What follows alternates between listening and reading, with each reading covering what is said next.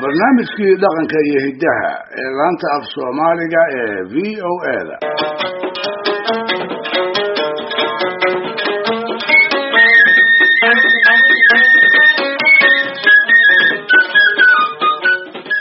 bilowgii 1940-adii ayay ahayd markii ugu horreysay ee Jabuuti mooyee dalweynaha Soomaaliyeed la hoos keenay maamul dawladeed ay awood qurixi ka taliso. waa dagaalkii labaad xilligii uu socday ee Ingiriisku uu geeska Afrika ku jabiyey dawladdii Talyaaniga ee Mussolini hogaamin jiray, dabadeedna uu kala wareegay dhulalkii ay ula baxday Afrika Orientale Italiana, kuwaas oo ka koobnaa koonfurta Soomaaliya, waqooyiga, galbeedka, xabashida iyo Eritrea. isla sanadahaasi waxayna xusuusiyaan waayadii ay Soomaalida ka go'day inay iska rogto gumaysigii dalkooda kala qaybsaday. waa sanadihii xamar laga asaasay xisbigii aswa ee la baxay ee hadiiba geyiga Soomaaliyeed oo idil ka wada hirgalay, xisbigii ku guulaystay in halista qabyaaladda uu muddo gaaban Soomaalida ku dareensiiyo,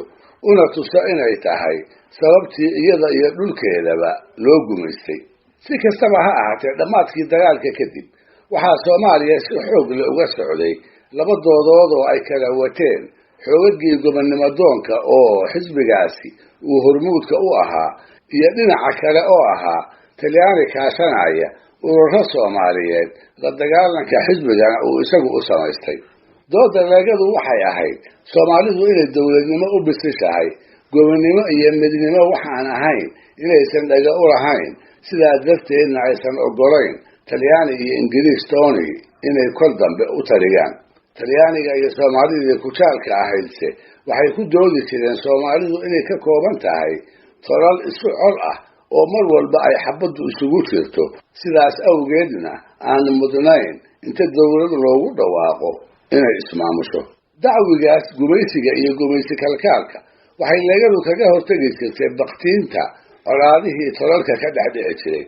dalka meeshii dagaal laga soo sheegaba waxay u diri jireen erge iyaga ka socota, taasoo ku guwaabin jirtay joojinta colaadaha si damaca gumaysigu aanu u rumoobin. 1950 ayaa haddaba waxaa dagaal dhex maray laba qolo oo gobolka Mudug wada degta, goobo aad loogu leeday laguna kala irdhoobay ayaa intii muddo ah geyigii nabad uga dhaartay, waxaana ugu ba'nay tii dibira taariikhda ku gashay ee joojinteedii ay leegadu gacanta weyn ka geysatay. laantii xisbigu uu gaalkacyo ku lahaa ayaa ku guulaysatay qolyihii diiray inay dhex dhigto heshiis guud oo ay ku nabdeen, taasoo u noqotay guul siyaasadeed. Talyaani iyo Soomaalidii ku jaalka ahaydna jab ku ahayd.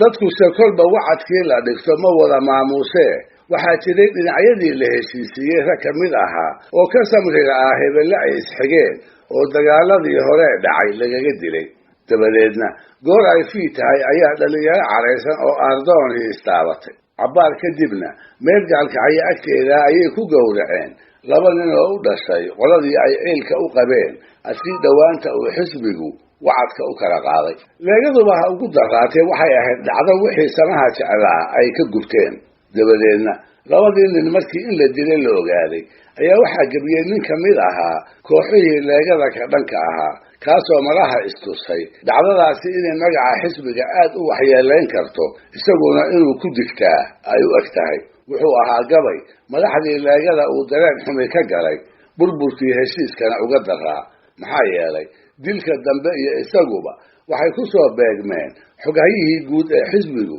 halgamay Cabdulaahi Ciise, waagii qaramada midoobay loo diray ee bulshada caalamka ay ka dhaadhicinayeen inay gobonnimo gayaan. maalintaas baa waxaa gebiyey nin ka tirsanaa mintidka xisbiga oo Allaha u naxariistay la oran jiray Guunno Bootaan Geedi Yaryare. habeen axadaad oo ka mid ah habeenadii dadweynaha taageersan ay leegadu silin jirtay ayaa naadigoodii gaalkacyood wuxuu Guunna ka mariyey gabay loogu bogay oo waana iyo wacdiba ay ka buuxaan, dhextaalkiisuna ahaa sow lama ogaanin.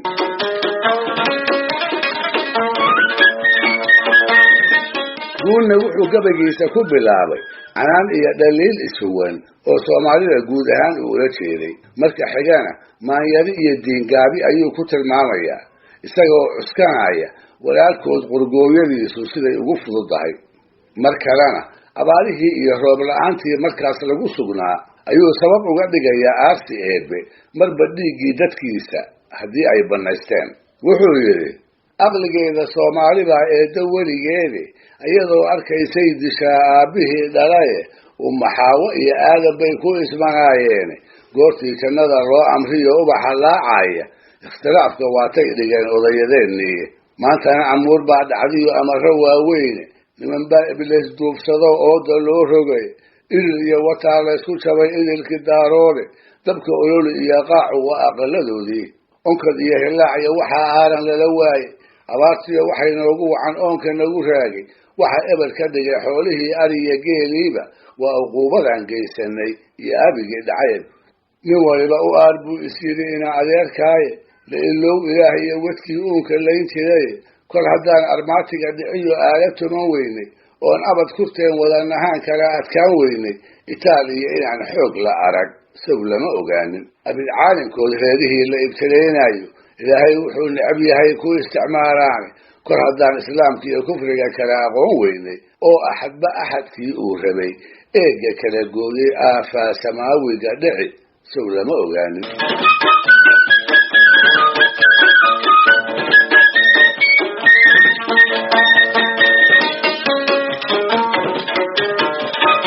markaas buu waxa ugu iftiiminayaa dadowgii weligoodba darisyada ahaa siday u kala irdhoobeen dhulka iyo deegaantii ka baxday sida loo daaqi kari waayey orolayntii dagaalada iyo hoog iyo dilkii dadka wixii laga kororsaday wuxuu haddana xusuusinayaa baqdin awgeed ragga aqaladoodii seexan kari waayey aroorkii iyo dhaamankii tubaha loo joogsaday dumarka asayda wada hagoogan uuray miirantii ilmaha laga dooxay iyo sida aakhira iyo xisaabteeda loo ilaaway ma uu halmaamin raggii gumaysi raaca ahaa inuu ku cambaareeyo siday ugu farxeen goobtii dibira barbaartii badnayd ee lagu laayay wuxuu yidhi adduunyadu kobtii ay fadhiday laga ogaadooye ey iyo waraabaa ku haray oogadii mudugay aftintii lawaa iyo naqii udugu saaraaye eliisha iyo dooxada kolkii uudka laga laysto afka gowraliya aalcad iyo kaxya iidoole inaan qolana urur daaqahayn sow lama ogaanin afdhuublaynta iyo weerarkii aydan lala joogay ilaaladii iyo duulaamadii la ololaynayay aroorkii socdiyo dhaamankii la iska agangooyey inaan aayatiin laga helayn sow lama ogaanin ardaayada cidloodii iyo guryaha laga agoontoobay naagaha asaydu caddahay iyo dumarka ooyaaya ugeybkii la laayiyo kuwii uurka laga dooxay nimankii amleeyada sitay iyo eebada iyo seefta aakhiro inay tagahayaan sow lama ogaanin maantaan idlaanayno waa iidda gaalada nimanba ayaantii dibira eegta weligoode ordheere iyo tiib bay hayeen 10 ayaamoode wallaaha waxaa inagu dhacay awrka dheeliyiine aagaan ka soo kala go'dayna waynaga ilaahe alif iyo bar baa naga dhintaye sow lama ogaanin